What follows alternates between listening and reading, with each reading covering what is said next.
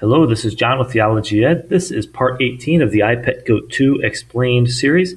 Before I get started, I want to just mention that I am going to be working on, or I've already started working on, a video the preparation for the video, that we can use to show people who are not already quote-unquote conspiracy theorists or awake, or however people want to describe it. Run-of-the-mill people living their lives normally, friends, family, co-workers, whoever. And the video won't take for granted any prior knowledge of conspiracy theories or secret societies or anything like that. And I hope that we'll be able to share it with people. And that's going to probably be a pretty long video, but I think it'll be valuable. And I hope to be putting more time into it this week. So if my next video is delayed a day or two, that may be why, as I'm focusing on that. In the meantime, let's go ahead and get started on this. In this part, we will be looking at, well, the scene you're looking at. This is when Ra Hoor Khuit enters the church. Above him, you see the dot, and that's going to be basically the focus of this video, is trying to understand that dot. But along the way, I'm going to discuss a few other topics that will help clarify some things, such as Madame Q, the blood, targets, things like that. And we're going to look at that right now. So first thing to observe here is we are in the church. And how do you get there? Remember, when the church was destroyed, there's the church being destroyed, we'd observe that, well, he went out a yoni here, so this is a vagina. He was birthed. There's the water breaking behind him as he comes out. So this is a birth. And then we looked over here and we said, but wait a minute, once it's destroyed, he went through a larger yoni first. And here it's USA. And it's this big city with modern buildings being destroyed by a gigantic tsunami wave. Now, when we look at that, we think about this. So how did he get in the church? That was a birthing. He was birthed into the church. This is a twofold birthing, which probably corresponds, or perhaps corresponds, to the two aspects of Ra Hoor Khuit and Harpocrates. Now, when we look, how did he get in it? He came in here. Who is the deity that gives birth? Nuit. Nuit is, of course, we've seen in some other videos, Nuit is right here. She's the sky goddess, the star goddess. Okay, so the goddess of the starry sky. She has galaxies for nipples. She's got stars all over her body and so on. When we look here, we are looking at Nuit. We have a nebula right here that looks like an opening through which Ra Hoor Khuit is coming. That is supposed to be the vagina, right? This is a birthing coming from Nuit. Nuit is giving birth. The starry sky is giving birth here. This is the movement from the one phase to the other. This is exiting the United States. This is when the United States is destroyed, right here. That's the tsunami over the United States, and he goes into the Catholic Church from here, and we get to see a new conception, development, and birth repetition. He comes through these four rectangles, 1, 2, 3, 4. Each of these rectangles is destroyed in the process of his passing through. So you see, don't even see any rectangles here, it's just the clouds left. And he breathes fire on this egg, which is going to represent the moon. Now, let's go ahead and talk a little bit about these rectangles. What are they? Now, rectangles usually don't have much symbolic meaning from This Is Learned Religions. Shapes with symbolic meaning most often have sides of equal length. As such, while rectangles have many of the same properties of squares, 4 sides, 4 corners, all corners at right angles, rectangles are far less often used symbolically. They are used, though, and when they are used, they generally have similar meaning to the square. So, for example, down here, she says, squares are also seen as particularly stable and orderly, standing for firm foundations, both literally and metaphorically. There are basic reasons why most building footprints are squares or rectangles. They are stable and encourage permanent structures. Thus, the square can be seen as a symbol of civilization. In nature, things generally have rounded or uneven sides. Temporary structures are generally not squares. Cities, however, are filled with buildings that are square or rectangular footprints. Buildings with square or rectangular footprints. Squares also, and I point that out both because stability is a key point. What's happening before the destruction of the U.S., things were pretty stable. Things are, as we can see, sort of deteriorating, but it appears, I'm talking with the rioting, with the coronavirus and the related issues here. So there's a lot of destabilization starting to happen. But this is also, in IPEC Go 2, part of the period of time where the United States is beginning to fall. And we're heading into the what we can call the active collapse phase, which should begin here in about 3 weeks. It's June 2nd, now that I'm recording on June 2nd. So June 21st, the eclipse. After that, we enter this phase where we have Neptune retrograde, June 23rd, up to the buck moon. And at that point, things are supposed to go haywire, right? Somewhere around there and beyond. And it can start even earlier. It's already happening. So we're starting to see this destabilization. This is getting close to when Ra Hoor Khuit is going to be birthed. And of course, that is going to bring with it the big changes with the Christian church being a target, right? Because Ra Hoor Khuit is being summoned for what purpose? To usher in sort of the pure Eon of Horus by finally getting rid of and eliminating what's left of the Eon of Osiris resurrection religions, the religion of sacrifice, the religion of the dying God who rose from the dead. He wants to get rid of all that, which means Christians are toast too if they get their way, and that's what Ra Hoor Khuit is supposed to come and do. So here he is. He's passing through these rectangles. He's going to destroy order and stability. Another possible meaning of these squares being four-sided bear some of the same meanings as crosses, such as four seasons, four directions, four elements. So four directions, maybe the United States and from various sides will be attacked from the north, south, east, and west, or just the east and the west. The idea being not just a single target spot, but we do have indications throughout the video. It looks like the East Coast gets hit. Then we look at the map and we see, oh, it looks like the South, the Gulf Coast in the South gets hit. And I'll show you today a possible Midwest or West Coast target in IPEC Go 2 where it seems to hint at that. So it is possible. Maybe we have the U.S. being taken out on all fronts, basically on all sides.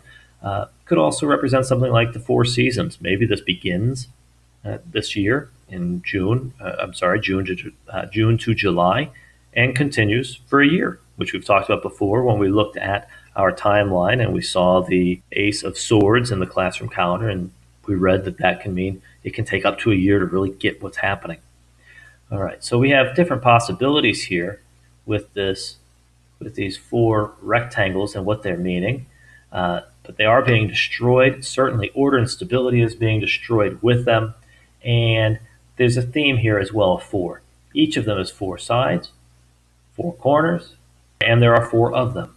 So we have a four theme, which made me think, well, let's look at what fours mean, just as a general rule. They're related to stability and order, and the best way I thought to look at this was to just look at the tarot card.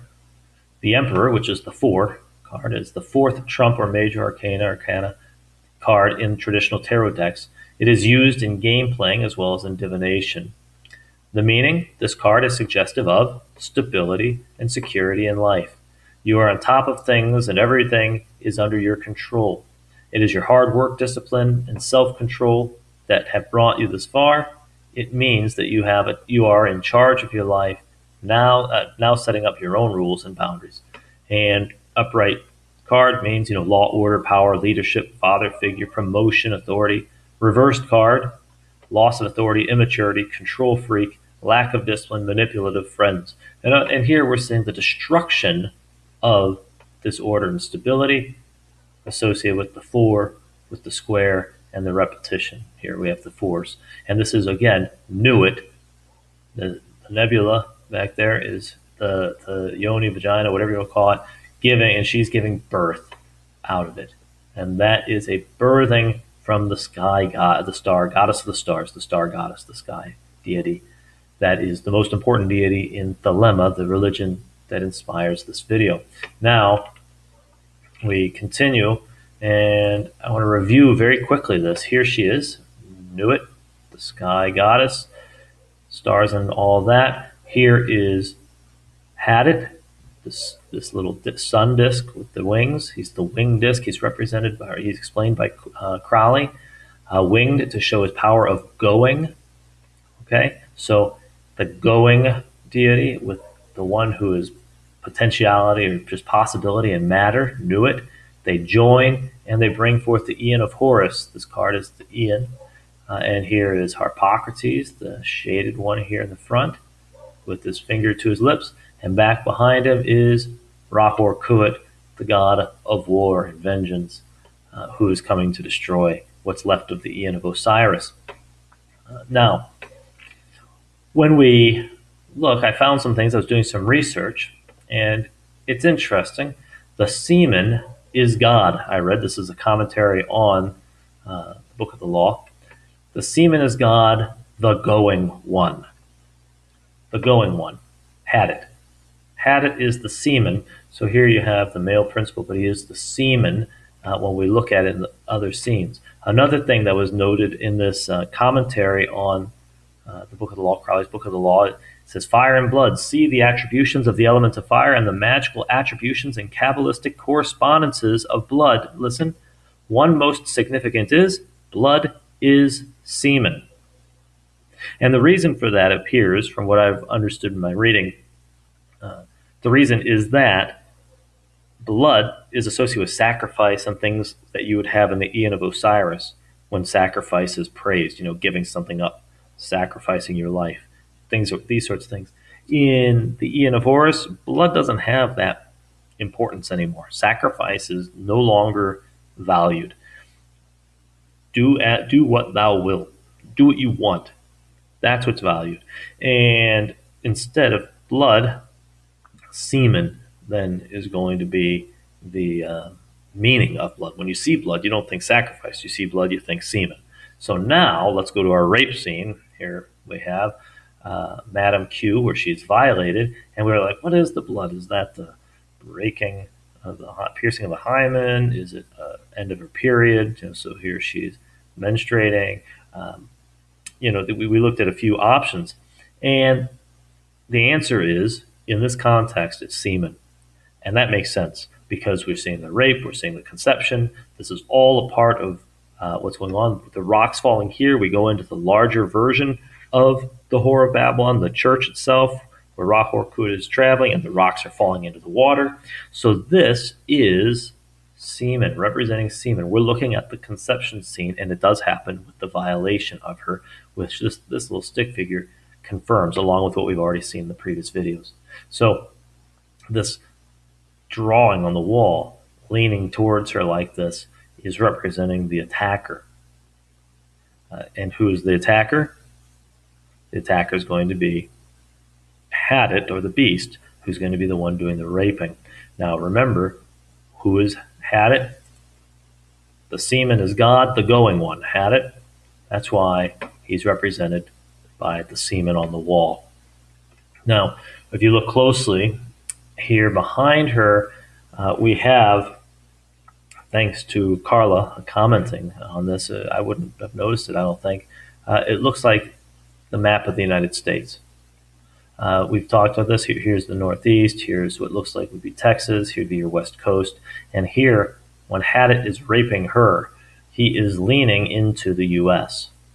Okay, remember, we're saying the right breast, which is the younger, smaller one, corresponding to the newer, younger, more attractive Whore of Babylon, the United States, is the one that is going to be attacked by who? The semen, Hadit. So Hadit's going to attack here. Here's Hadit doing it there, attacking. And so Hadit is going to be attacking the United States first. That's the attack. And that's what we saw in the churches, right? When the church is destroyed here, and we look back here, we see the United States. That's the USA. So if we have the USA here, Ra Hoor Khuit goes there first. He spends his time in the USA before he goes here. So I don't know if that's a chronology or if that's sort of a logical ordering. I'm not sure, but it looks like some sort of a chronology, but I don't know how fast the sequence is. It could be days. I have no clue. So, but here we have the U.S. is first. That's the primary target initially. And it's when the U.S. gets attacked. It's sudden, it's unexpected, and it removes the stability from the world. That's getting rid of our rectangles here, destroying them.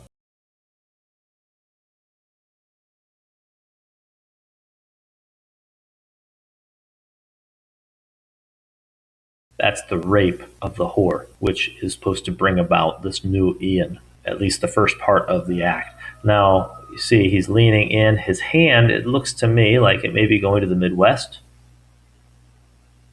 His face and arm goes over the Southwest, right? So California down here. Texas, it looks like it's leaking oil or bloody. Now, given that we have the oil scene where the oil is running off the land into the water, it could be after a tsunami, it could just be the heavy rainfall, but whatever it is. Now, given that we have the oil scene where the oil is running, and here we have something coming off that. So I think we have another map here that we should be looking at. It's hard to get a clear picture of what's going on in Florida. Notice her target here is in the Atlantic Ocean. That would be if you were to go straight back. It'd be in the Atlantic Ocean. So that would be possibly one place where the attack would start. If you were to, like, I don't know, picture going right behind her in the water there, you would have a place to start the attack. Maybe a hurricane forms, maybe an earthquake that causes a tsunami. Who knows? I don't know. I'm just throwing this out there. That's a possibility. These are somewhat speculative, some of these things. So we can't be sure of that, I don't think. But these are the types of things we need to be thinking about. If we're going to have attacks on each side, we may have one down here in the south and on the west and to the east, right? Now we'd be getting it from each direction, well, except the north, but who knows what's back there? We can't see it very well. Her head's in the way. I should go back and look. I took some screenshots of the other views, but they were very, they're not super clear.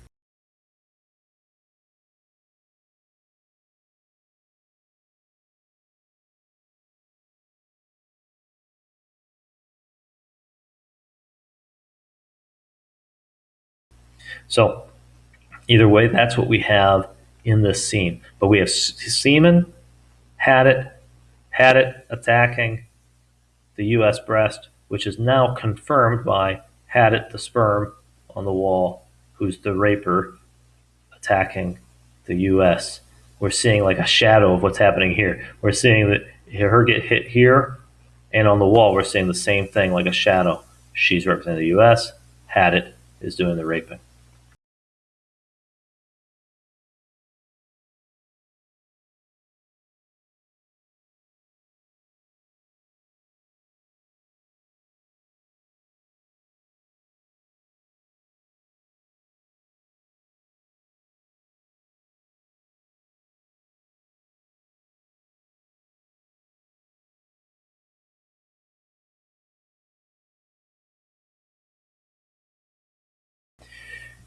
So she is the whore, had it, or the beast is the rapist, and that is where the conception comes from. So now it's interesting to remember the semen is often viewed as attacking in this video, right? So here we have on the board, we've talked about the mark of the beast symbol embedded in this phallic symbol with the semen joining a union to the shark coming out of the water. And so the shark coming out of the water represented what? The moon. It's a crescent moon here, right? Crescent moon, and in fact, you get more than one. You get crescent there too. Crescent moon there as well. But we have the moon being united to the phallic symbol, which is a solar symbol, and the sun united to the moon is the bare minimum you need for the mark of the beast symbol in Thelema, Crowley's mark of the beast symbol. So here we have it, but notice one thing we haven't said much about is that the phallic symbol looks like a missile.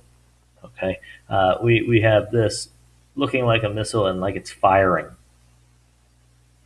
And if that's correct, then we can be viewing this semen as like as an attack, basically, or something like an attack.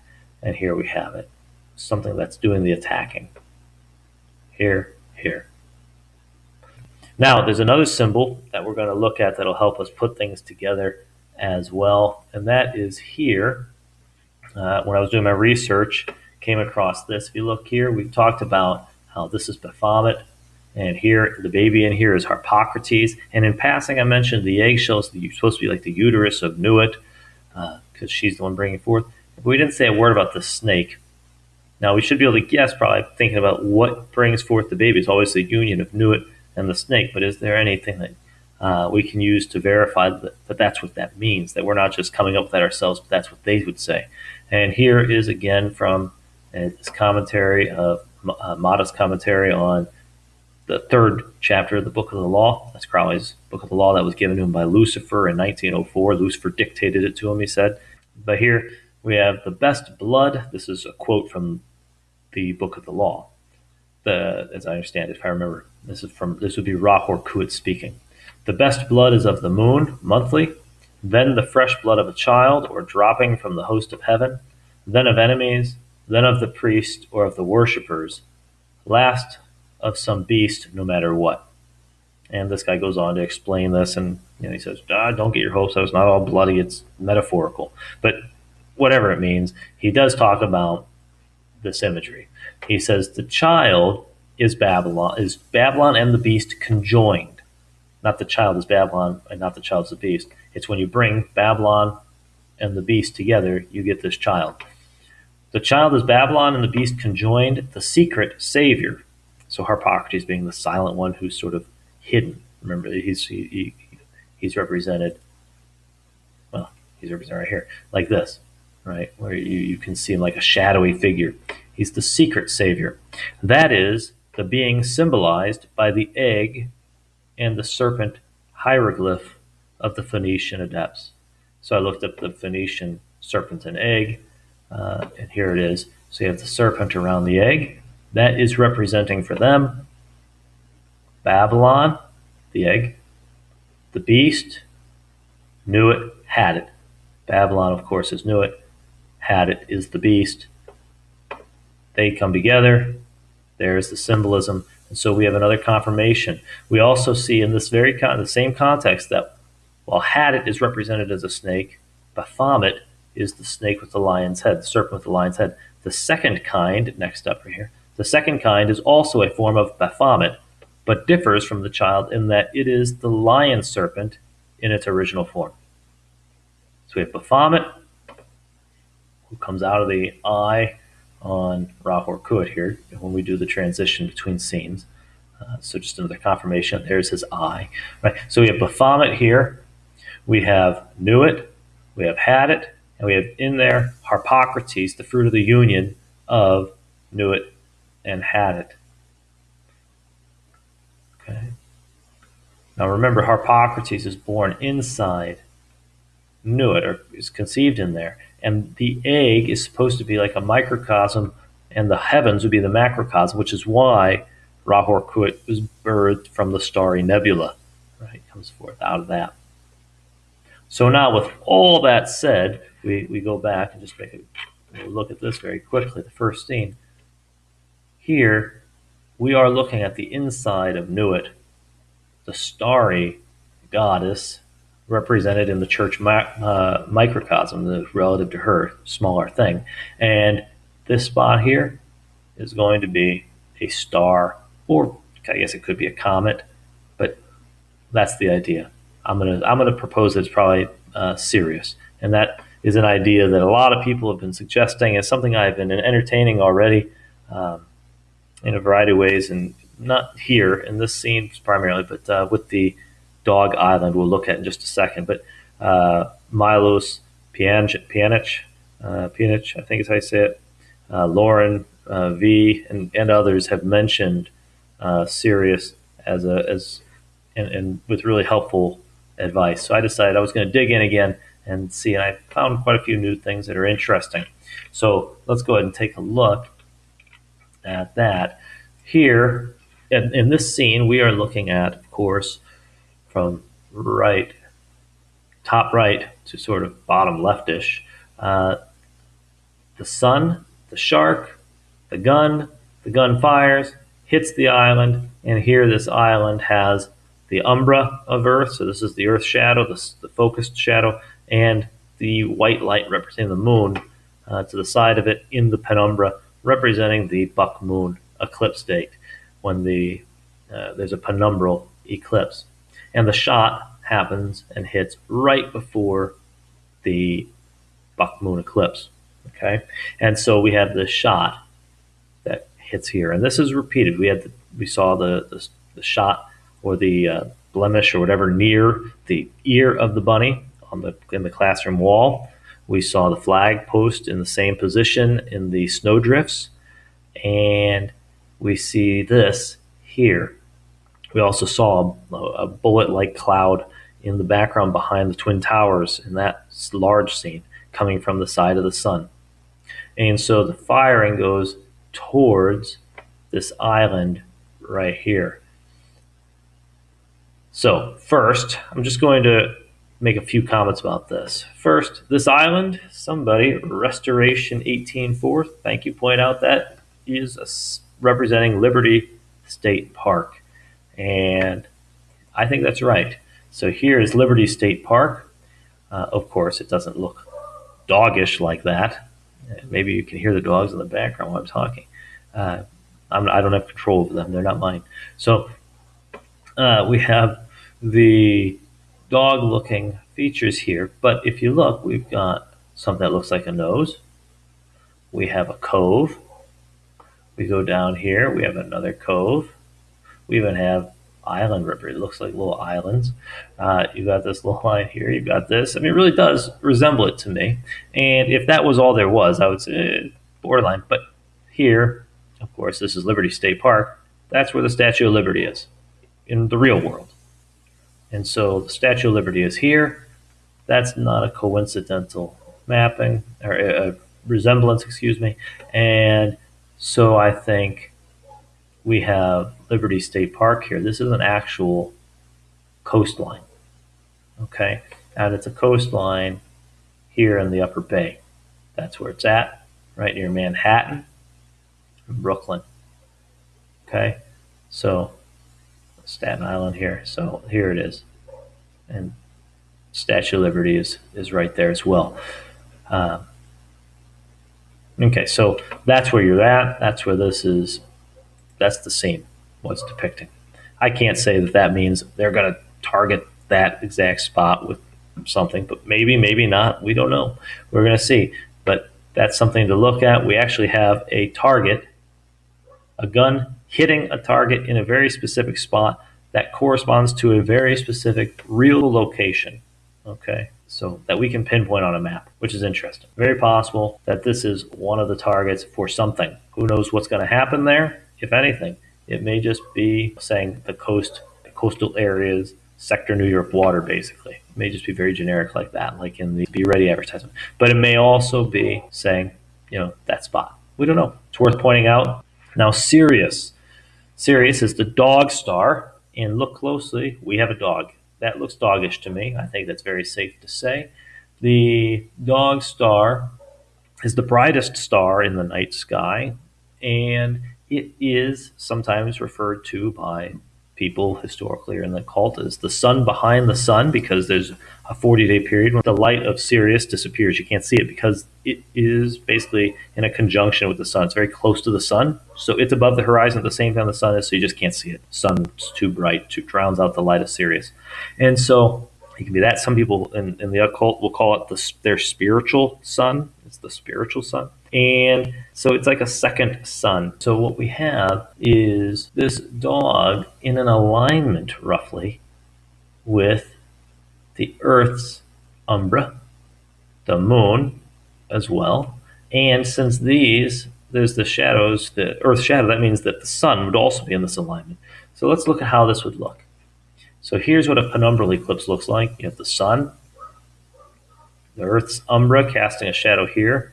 The moon is not in the umbra, it's not in the direct shadow. It's over here in the penumbra, meaning it's shaded by the Earth a little bit. And back here somewhere, during the 40-day period of time when Sirius is in a conjunction with the sun, is rising and setting more or less with the sun and hidden from view, Sirius is going to be over here somewhere, okay, behind the sun. And in fact, that begins on July 3rd. July 3rd to about August 11th, Sirius is behind the sun. And so we would have an alignment here between Sirius, sun, Earth, the Earth's shadow, and the moon when you have the penumbral eclipse on the buck moon. So that would be a dog, Sirius, Earth's shadow, Umbra, there, the Earth somewhere up here, in the picture, because you wouldn't have the shadow if it's not in the alignment, and the moon off to the side of it. What you're looking at then is this alignment. That tells us that this shot is hitting the dog in the alignment here. So probably means sometime around between July 3rd to July 5th would be that target date, right? Because July 3rd is when Sirius goes behind the sun and becomes impossible to see, and July 5th is the buck moon. You don't get this full alignment until the buck moon. The shot hits just before, but it hits the dog. So it seems like that would be July 3rd to July 5th. Just a possibility. This dog is also looks like it's targeted here. I believe that was Milos Pianic who said that again. Sorry if I mispronounced anybody's names. But here we have the gun pointed not at the goat when the goat comes out. The gun looks like it's pointed down here, more or less in the direction of the dog. And that's interesting. Let's talk about Sirius a little bit. It was in ancient Egypt the Nile star, or the star of Isis. It was associated with the floods when Sirius came back after the dog days of summer. That was when the two suns were one behind the other. So when Sirius disappeared, it was like there were two suns up in the sky at the same time. And so some people thought that maybe why it was hotter during those periods, and it was the dog days of summer, the dog star. That's one explanation of that name, the dog days of summer. And they were afraid of that. But when that period ended, that was like a new year. And in Egypt, that was associated with the floods coming. At that time in history, it was a little earlier in the year than it is now. That's their star of Isis. Now, priests at the time would have to observe the star of Isis when it came back, because they needed to notify the people so that everybody be ready for the floods to come. And that was important for their crops. So priests, who were the calendar keepers, cited the first rising of the dog star from their temples. At the temple of Isis Hathor at Dendera is a statue of Isis, which is located at the end of an aisle lined by tall columns. A jewel was placed in the goddess's forehead. The statue was oriented to the rising of Sirius so that the light from the returning dog star would fall upon the gem. When the priests saw the light of the star shining upon the gem for the first time, they would march from the temple and announce the new year. In the temple appears the inscription, "Her Majesty Isis shines into the temple on New Year's Day, and she mingles her light with that of her father Ra on the horizon." Okay, so the idea is that Sirius's light would go directly to the gem on the statue. Now look here, we have a light. This isn't going to be the moon, I don't think. I mean, maybe I think they're depicting the star. The light is illuminating the gem in the statue, and when that light disappears, that would be July 3rd, when we don't get it anymore, because it's closing up. You see how the sky's closing? It closes totally here. When you don't get this light anymore, the torch has no light. And it doesn't look like your typical torch. It's like a gem, that captures this light and is taking the light from Sirius. And so when it loses Sirius, it loses its light, and it falls into the water. So whatever this event is here, seems to be associated with the disappearance of Sirius from the sky when it goes into the conjunction with the sun. And that would be July 3rd and following. So I think that's an interesting observation. We can make sense of that now.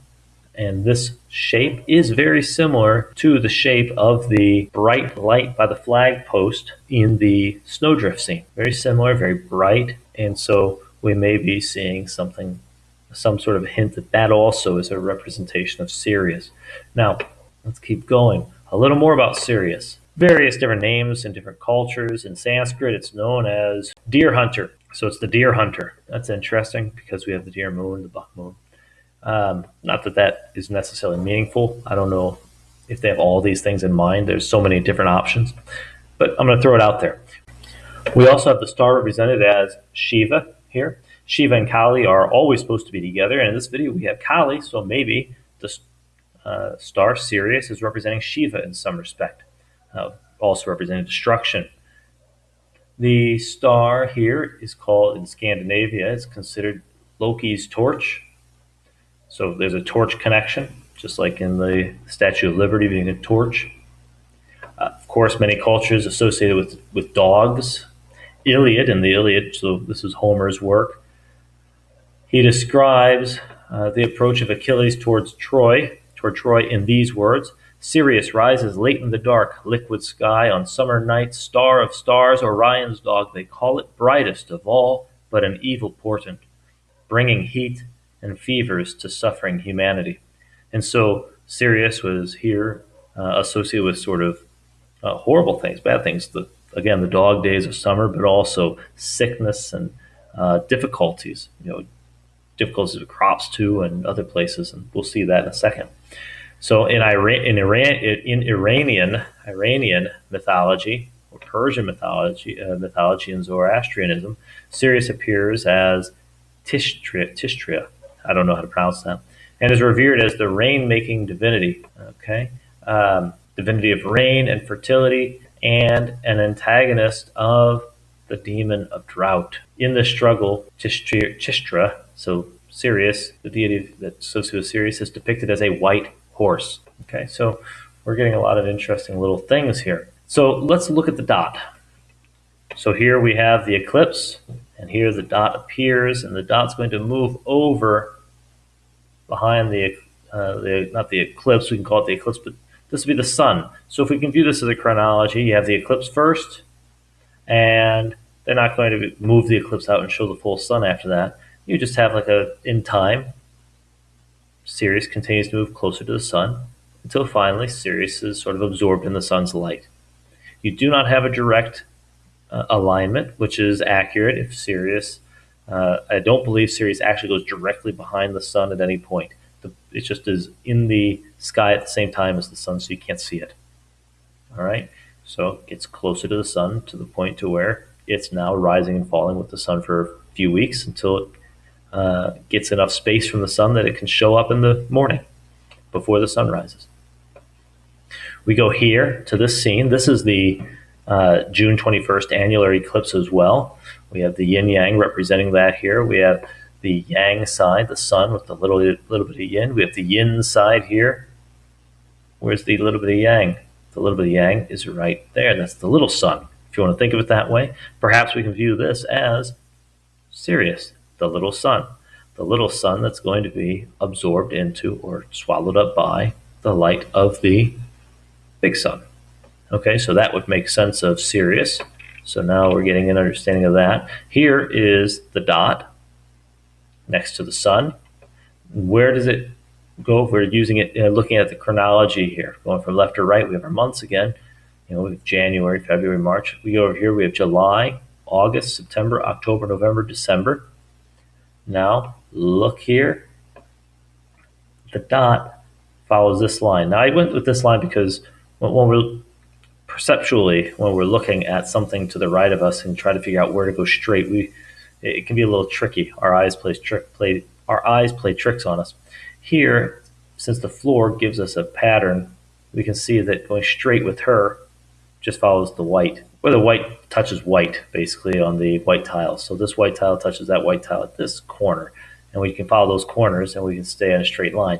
So that means that if we were to take 2 steps over and stand right here and look this way, we'd be looking straight, and the straight line would go at the same points of these intersections, or where the white tiles have, shared corner space. Okay, and if you were to follow that line, where does it take us? Right into between July and August, which is when you would be in the period of Sirius near the sun. Sirius would be near the sun in the months where it should be, from July 3rd to August 11th. So again, if this is Sirius, they put it in the right spot. I mean, they could have put the dot over here. They could have put it anywhere, and it's a circle. If you just need the dot to be somewhere outside the circle, you can pick any spot and say, orient the sun as you want. That's where the dot should be. But in this case, when we have the calendar, they put the dot where it would line up with being close to the sun, where you can't see it. So July, August, that's the line. Okay, so It doesn't look to me like it's going into September. It goes under September's leg, but to the left of September's head. And so the head representing the month just doesn't go there. It goes over to these two, primarily July. So that again is a confirmation that it's Sirius. So we're off to a good start. I don't know how you confirm that's Sirius or not, but there's a dot. and here we go. We have another dot. So notice that he's on fire. Sirius, even though it's just a star, is associated with fire and heat. So here, this is a quote from an ancient Roman poem. "'Twas the season when the vault of heaven bends its most scorching heat upon the earth, and Sirius, the dog star, smitten by Hyperion's, that's the sun's, full might, pitilessly burns the panting fields. So you see the burning. And notice that Ra Hoor Khuit here is in complete fire. This is as much of a flame as he gets in the entire video. He's burning underneath Sirius. Over here we have Seneca.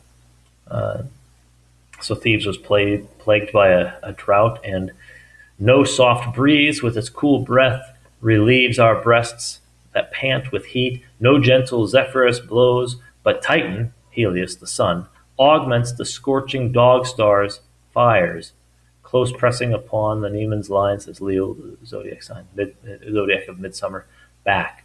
Water has fled the streams, and so on. So you have heat. You have a lot of heat again. When Titan augments the scorching dog stars' fires. In other words, when Sirius and the sun are aligned for those few weeks in the summer. What do we have in the scene? We have, of course, Ra Hoor Khuit. He's on fire. He's burning up. He's representing the sun, I think, in this one. So if we're looking at this from the solar side, that would make sense. You, of course, have an eclipse symbol behind him, very clear. It's just like you put the O from Heliopont right there to say, hey, you're looking at an eclipse. Behind them is the body actually doing the eclipsing of the sun. You have to think of the Earth out there, I guess, further. And that would be the moon. The white light is the moon throughout the video like that. And so we have this white light, the moon, and the eclipse. Now, that would be your annular eclipse date. But let's see the motion. When we move, when Ra Hoor Khuit moves, he's going to be coming forward. But as he comes forward, from our perspective, he's going to move up towards Sirius.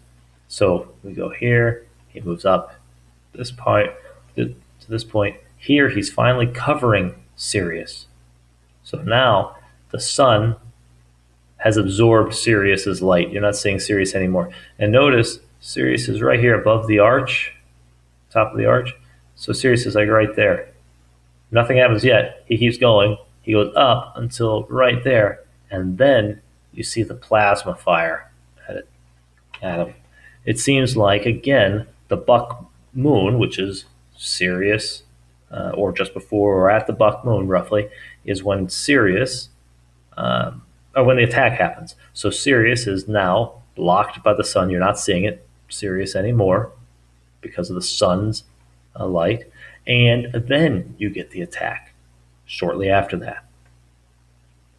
You don't have any fireworks here. You don't see the plasma. It comes out then. So again, we see the same sequence. We see solar eclipse, period of time. Even at this point, we can add Sirius disappears. Then we get the attack shortly after that. There you have that. So that's the sequence. So we're getting the same sequence again, which is a great confirmation that we're on the right path. This is a scene in the film I put to the end because I kept saying, how am I going to deal with this? What's going on? But that's what's going on, and it matches perfectly. And this plasma is a giveaway at this point that that's when the action happens. Plasma is, think of it like fire, right? This is when the firing happens. So that is what we have in this video, I believe. Like, subscribe, ask questions, make your observations. Your observations have been great. I'm learning a ton from reading comments. I don't even have time to keep up with it anymore. People are commenting so fast, it's hard to keep up with everything. But it's been fantastic, and it's helping improve the videos, I think, as well, and our interpretation of the video as a whole. So thank you very much, and Subscribe, like, and share, of course. Take care.